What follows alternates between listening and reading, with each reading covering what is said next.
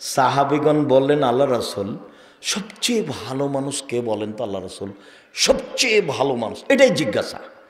তখন আল্লাহ রাসূল বলছেন, মাহমুমুল কালব সাদুকুল লিসান। মুখে যে সত্য, অন্তর যার নিরাপদ। মুখে যে সত্য, অন্তর যার নিরাপদ, সেই হলো ভালো। তো সাহাবিগণ বলছেন যে মুখে সত্য এইটা তো বুঝলাম, কিন্তু অন্তরে নিরাপদ এ ভাষা বুঝলাম না। মাহমুমুল কালব এইটা কি? অন্তরে নিরাপদ এইটা কি? তখন উত্তর বলছেন আল্লাহ রাসূল, আত্তাকিউ নাকিউ, স্বচ্ছ পরহেজগার। স্বচ্ছ পরহেজগার, স্বচ্ছ পরহেজগার।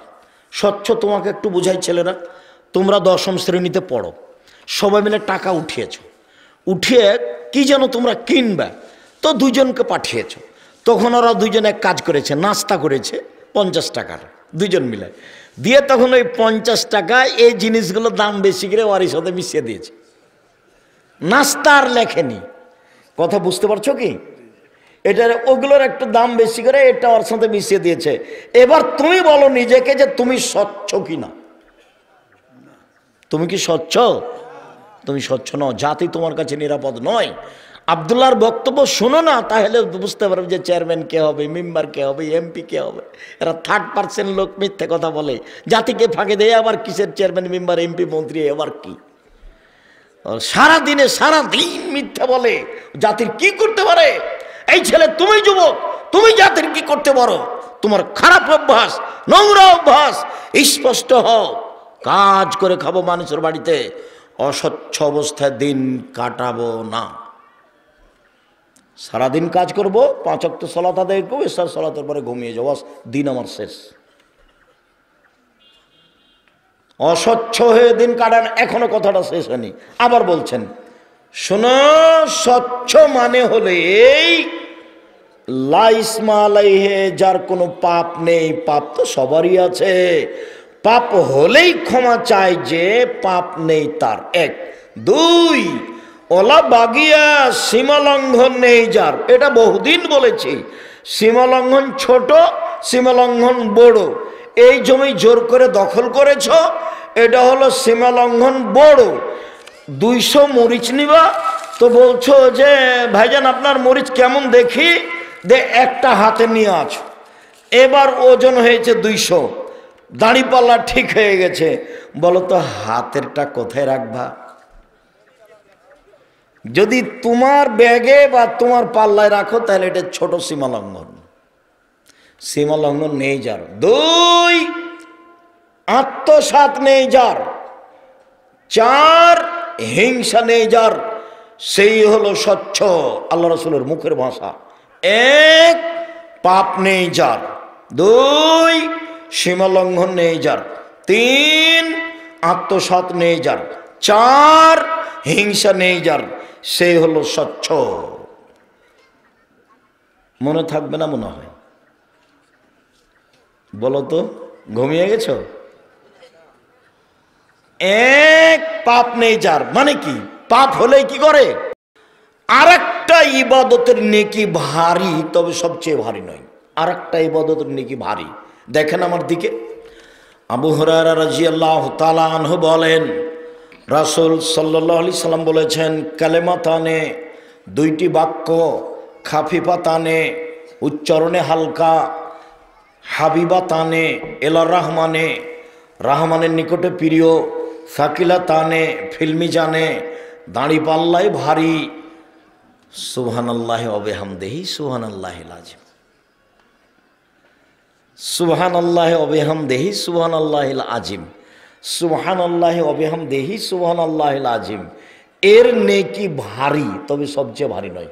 তবে সুবহানাল্লাহর চেয়ে ভারী, আলহামদুলিল্লাহ এর চেয়ে ভারী, আল্লাহু আকবার এর চেয়ে ভারী। সুবহানাল্লাহি ওয়া বিহামদিহি শুধু এইটুকুর চেয়ে ভারী। সুবহানাল্লাহি আলহামদুলিল্লাহ ওয়া লা ইলাহা ইল্লাল্লাহ আল্লাহু আকবার এর চেয়ে ভারী।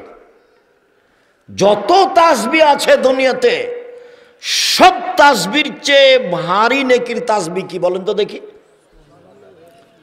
সুবহানাল্লাহি ওয়া বিহামদিহি সুবহানাল্লাহিল আযীম। মুখস্থ নাই নাকি এইটুকু? দিনরাত খালি দোকানে বসে আড্ডা পিটো তুমি, বড় মোবাইল নিয়ে আর ল্যাংটা মেয়ে দেখো, মুখ দিয়ে বের হয় না কেন তোমার? শুধু খালি অন্যায় করে বেড়াও, দলীয় দাপট দেখাও, দল করো, সংগঠন করো। আজ থেকে ভুলে যাবা। 4টা কাজ জীবনে মনে রাখিও। 1, 5 ওয়াক্ত সালাত, বাস জান্নাত হবে ইনশাল্লাহ। 2, হালাল রুজি, মানুষের বাড়িতে কাজ করে খেতে শিখবা। আড্ডা পিটা মানুষের টাকা মেরে খেও না। ব্যবসা করে খাবা, চকলেটের ব্যবসা করো, ঋণ নেওয়া লাগবে না।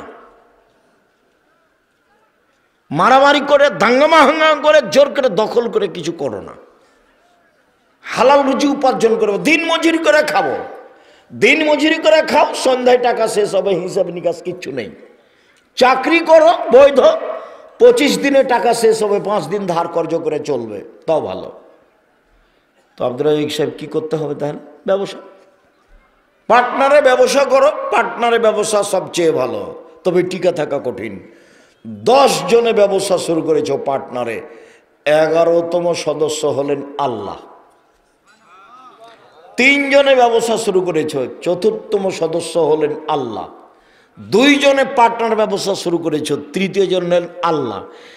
একটু যদি 19-20 হয়, যদি 10 টাকা আপনি নিয়ে চলে যান আর একজনকে না বলে, আল্লাহ তখন বলবেন তোমরা থাকো, আমি গেলাম।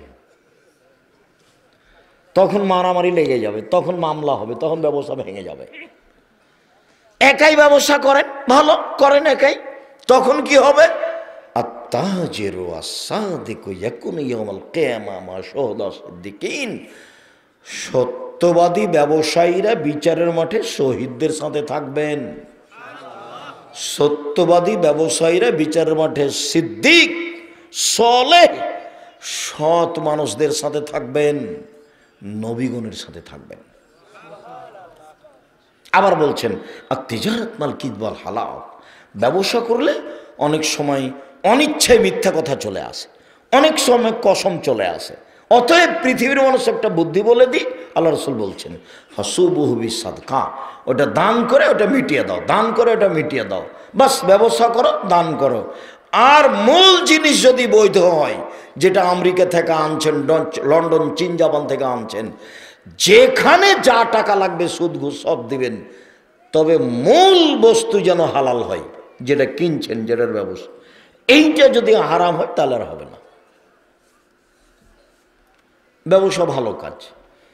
তো ঋণ নিয়ে ব্যবসা করবেন না, তাই আমি পরামর্শ দিয়েছি কি দিয়ে ব্যবসা শুরু করতে হবে? চকলেট দিয়ে। তখনও কি ঋণ নেওয়া লাগবে? কলা লাগবে না। পরামর্শ মানে ধনী হতে হবে 25-30 বছর পরে, 35 বছর পরে। একদিনই ধনী হওয়ার বুদ্ধি ছেড়ে দিতে হবে। সম্মানিত দিনী ভাই বোন, বলছিলাম সব সময় এই 4টা কথা মনে রাখবেন। হালাল রুজি, 5 ওয়াক্ত সালাত, কোরআন তেলাওয়াত, আড্ডা পিটা হারাম। এই যে এটা দোকান, দোকানে গিয়ে দাঁড়ানো হবে না, শুধু এইটুকু, আসসালামু আলাইকুম আহমদ, তোমার দোকানে লবণ আছে? জি আছে। 1 কেজি লবণ দাও। মরিচ আছে? জি আছে। 200 মরিচ দাও। এই টাকা নাও, বাস আসসালামু আলাইকুম, গেলাম। এর চেয়ে বেশি আপনি দোকানে দাঁড়াতে পাবেন না।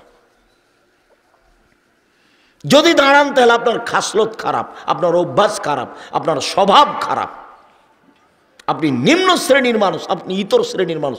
কষ্ট নিয়ে কোনো লাভ নেই। আপনাকেই বলতে হবে, এই ছেলে বলো তোমার চাচাকে, বলো তোমার বাপকে, ল্যাংটা ভাই নাচছার ওখানে বসে আছে টুপি মাথা দিয়ে, বলো তো চাচা কেমন লাগে এটা, আপনি কেমন মানুষ?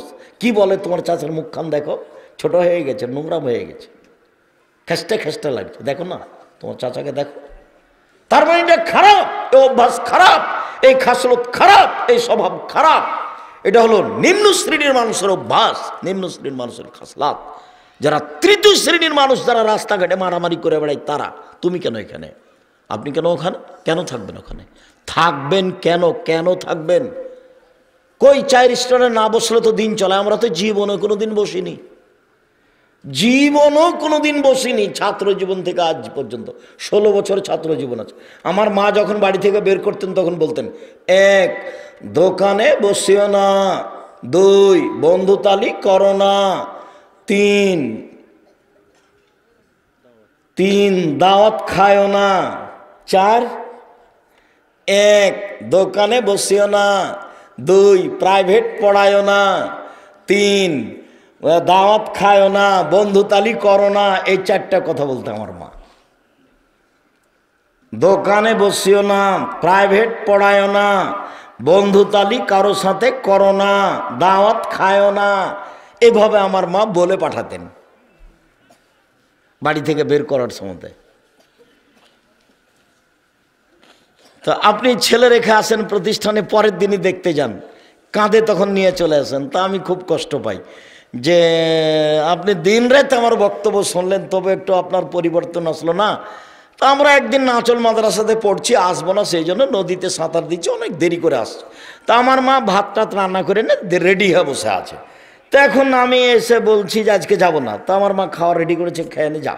তো খেতে বসেছি, তো বলছে আজকে যেতে হবে। আজকে যাব না, দেরি হয়ে গেছে। না যেতে হবে, যে আজকে যাব না, না যেতেই হবে। যেমন জোর করে বলে যেতে, বলছি খাবো না।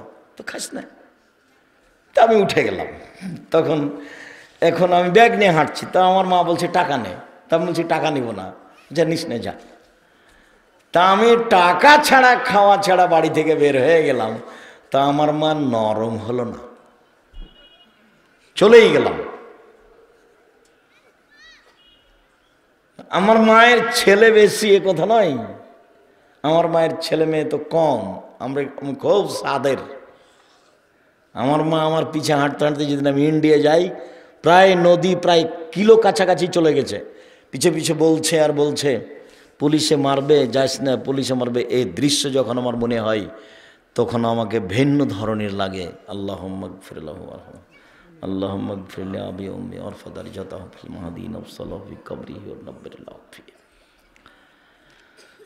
সম্মানিত দিনী ভাই বোন, বলছিলাম সদাচরণ। দেখেন একটার পর একটা শুরু হলো। আল্লাহ তাআলা বলেন ইদফা বিল্লাতি হে আহসান। মুহাম্মদ সাল্লাল্লাহু আলাইহি সাল্লাম, আপনি যখন মানুষের সাথে কথা বলবেন, প্রতিপক্ষ যা বলেছে আপনারটা তার চেয়ে সুন্দর হতে হবে। সামনের লোক যা বলছে তার চেয়ে আপনারটা কি হতে হবে? সুন্দর হতে হবে। এই কথা কি শুধু রাসূলের জন্য না আমাদের সবার জন্য? আমাদের সবার জন্য। এই ছেলে, তোমাকে বলছি, তোমার হায়াত লম্বা, বেঁচে থাকো, আল্লাহ তোমাকে বাঁচিয়ে রাখুক। মানুষের সাথে কোনোদিন কথা বললে ওকে অপমান করে খাটো করে বলার চেষ্টা করবে না, জিন্দেগিতে কোনোদিন বলো না।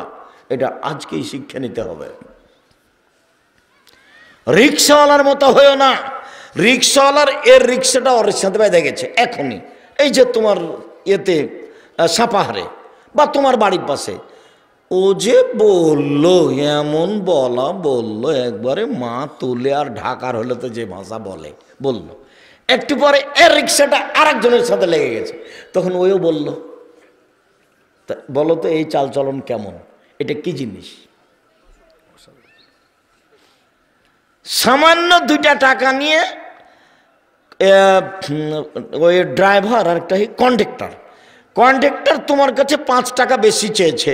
এই যে তুমি তার সাথে গন্ডগোল শুরু করলে, একবারে নওগাঁতে শুরু হয়েছে গন্ডগোল, একবারে তুমি নজিপুরে এসে নামা পর্যন্ত একই রকম চললো। বলো এটা কোন চালচলন?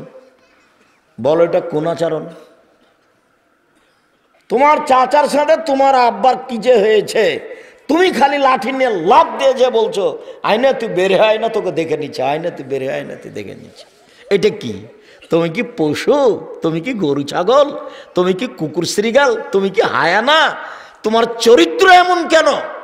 তোমার আব্বাকে টেনে নিয়ে আসো, বলো আব্বা মারামারি করে কি হবে আব্বা? আচ্ছা আমার চাচা না হয় 1 ফুট বা 2 ফুট জমি নিয়েই নিয়েছে, কি হবে আব্বা? চলেন তো দেখি। আমার নানার কথা আমার মা নকল করতেন, যে আমার নানি বলতো যে ধান যে মানুষ আশেপাশে কেটে নিল তো তুমি কাটতে যাবা না? মানুষে কাটো, যাবো। যখন 2 দিকের মানুষের কাটা হয়ে যেত তখন কাটতে যেত। বলছে আগে যদি একটা থোপ আমার দিকে চলে আসে, থোপ বুঝেন আপনারা? ধানের থোপ, যেটা 4-5টা ধান আছে একসাথে, ধানের মোথা থোপ কয়েকটা একসাথে বড় হচ্ছে। তো আবার ওই এখন তো আইল হয়ে গেছে, তখন মেপে ফাঁড়ি দিত। তো ফাঁড়ি দেওয়ার সময় মাঝামাঝি যে ধানের থোপটা পড়েছে ওটা কি করবেন বলেন এবার দেখি। খুব কঠিন জীবন, খুব কঠিন জীবন। আল্লাহ রাসূল বললেন, আমাকেও গালি দেয়, একবারে মা বোন থেকে গালি শুরু করে। তখন কথা যখন শেষ করে তখন আবার আমি রিং দিয়ে বলি, ভাইজান আপনার মনে হয় গালি শেষ হয়নি, টাকা মনে হয় শেষ হয়ে গেছে, তো যদি আরো কিছু গালি থাকে তো আপনি দিয়ে নেন, এই যে আমি রিং দিলাম। আর আমাকে জীবনে কে কি বলল এইটা আমি দেখি না, ও পিছনে আমার দেখা নিষেধ। ফেসবুক আর ইউটিউব যেটা তো হোক না, একটা ধুয়ে ছেড়ে দিলে আমি তার নাম নি না, ওটা আমার বিবেচনার প্রয়োজন নেই। গ্রামে আমি কোনোদিন প্রতিশোধ নিতে যাইনি, মানুষের কাছে কোনোদিন প্রতিশোধ নিইনি, প্রয়োজন নাই। আপনিও আজ থেকে কোনোদিন প্রতিশোধ নেবেন না, ছাড়, শুধু ছাড়। আচ্ছা ঠিক আছে, আচ্ছা ঠিক আছে, আচ্ছা ঠিক আছে, যা হয়েছে হয়েছে। হ্যাঁ কে রে, এই কথার মুখ দিয়ে বের করতে হবে না কোনোদিন। বয়স একদিন ছিল 40, তারপরে দেখলাম 60, তারপরে আর নেই। ক্ষমতা দেখিয়ে বাঁচতে চাইেন না। ফেরাউন ডুবে গেছে 1500 বছর পর হলেও, আর আপনাদের নেত্রীর বয়স ছিল মাত্র 45 মিনিট। আপনাদের নেত্রী 45 মিনিটের মধ্যে তাকে দেশ ছেড়ে দিতে হবে। তার নাম জুলুম, তার নাম জুলুম, তার নাম দাপট, তার নাম ক্ষমতা, তার নাম যা ইচ্ছা তাই করা।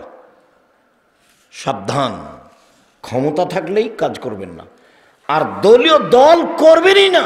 দল শব্দটা যেমন বহুদিন বলেছি, চাঁপাইনবাবগঞ্জের সাপাহারের নওগাঁ জেলাতে বলেছি যে বিবাহতে একটা কাজ বলে যে থোবড়া, থোবড়া বিবাহের আগে যে খিট্টি রান্না করে থোবড়া, থোবড়া শব্দটা এমনভাবে ভুলে যেতে হবে যে থোবড়া শব্দের মুখের উপরে পেশাব করে দিতে হবে। 20 বছর পরে কেউ যদি থোবড়া শব্দ বলে তো আরো 5 জন বলে থোবড়া কি জিনিস গো, সেটা কি, এইটা যেন বলে, এমনভাবে ভুলে যেতে হবে। ঠিক তেমনি বিবাহের ডুলি বিবি, ডুলি বিবি শব্দ এমনভাবে ভুলে যেতে হবে যে 25-30 বছর পরে মানুষ যেন বলে যে ডুলি বিবি কি জিনিস, কেউ যেন বুঝতে না পারে, এমনভাবে ভুলে যেতে হবে। দল করা ভুলে যেতে হবে, দল সংগঠন, দল করা, সংগঠন করা এমনভাবে ভুলে যেতে হবে যে একবারে জীবনে যেন মুখে না আসে। চাঁপাইনবাবগঞ্জের ভাষাতে দল করলে আপনি এক শ্রেণীর মানুষকে খারাপ বাসবেন তো বাসবেন, আপনার বাপকে খারাপ বাসতে হবে, নইলে আপনার দলই টিকবে না। দল মানেই ভঙ্গুর, দল মানে একজন আর একজনের বিরুদ্ধে। দল সংগঠন একজন আর একজনকে গ্রহণ করে না। একজন মৌলানাকে বলছি, মৌলানা সাহেব আসেন জামিয়া সালাফিয়া সম্মেলনে আসেন, তো হাসছে, আসেন না, হাসছে, যে আমাকে ডাকেন, আপনাকে ডাকা লাগবে না, মুচি দিয়ে ডাকিয়েন, আমি চলে যাব, আসেন, হাসছে। তখন বলছে আপনার বাপও যেতে পারবে না, আমি বলছি আপনার বাপও পারবে না। তার মানে এইটাকে আমি খুব ভালোভাবে চিনি, খুব ভালোভাবে জানি। আমার 88 আগস্টের 20 তারিখ রোজ বুধবার বিকাল 3টে থেকে শিক্ষক আমি। 88 আগস্টের 20 তারিখ রোজ বুধবার বিকাল 3টে থেকে আমি শিক্ষক, আর 90 সাল থেকে আমি মাঠে আছি। কাজেই আপনার অবস্থা আমি খুব ভালোভাবে চিনি, খুব ভালো করে জানি। সম্মানিত দিনী ভাই বোন, মনে রাখা ভালো হবে, হজ একটা গুরুত্বপূর্ণ ইবাদত। ও যদি কবুল হয় তাহলে মানুষ হয়ে যায় সেই দিনের মতো যেদিন তার মা তাকে জন্ম দিয়েছে, নিষ্পাপ হয়ে যায়। হজ এমন একটা ইবাদত যদি কবুল হয় তাহলে মানুষ নিষ্পাপ হয়ে যায়। এর পরেও হজের নেকি যত ভারী, বিচারের মাঠে নেকির পাল্লায় সদাচরণ চালচলনের নেকি তার চেয়ে হাজারো গুণ বেশি ভারী। চালচলন কি জিনিস আমি ধারাবাহিক হাদিস পেশ করছি, তখন আপনি ধরতে পারবেন। এখন আপাতত কথাটা ধরে রাখেন সম্মানিত দিনী ভাই বোন। দান সবচেয়ে শক্তিশালী পাওয়ারফুল ইবাদত, একটা থেকে আরেকটা ঘটিয়ে দিতে পারে। দান দান করলেন মায়ের নামে, কবরের শাস্তি বন্ধ হয়ে গেল। কত শক্তিশালী ইবাদত। এরপরেও এই দানের নেকি যত ভারী, সদাচরণের নেকি তার চেয়ে হাজারো গুণ বেশি ভারী। তাহলে আবার অনুবাদ করি হাদিসটা, সবাই তো বুঝতে পারবেন না। মৌলানা সাহেব সভাপতি আছেন, এরা কোরআন হাদিসের দক্ষশীল মানুষ, আরও যারা আছে তারা বুঝবে।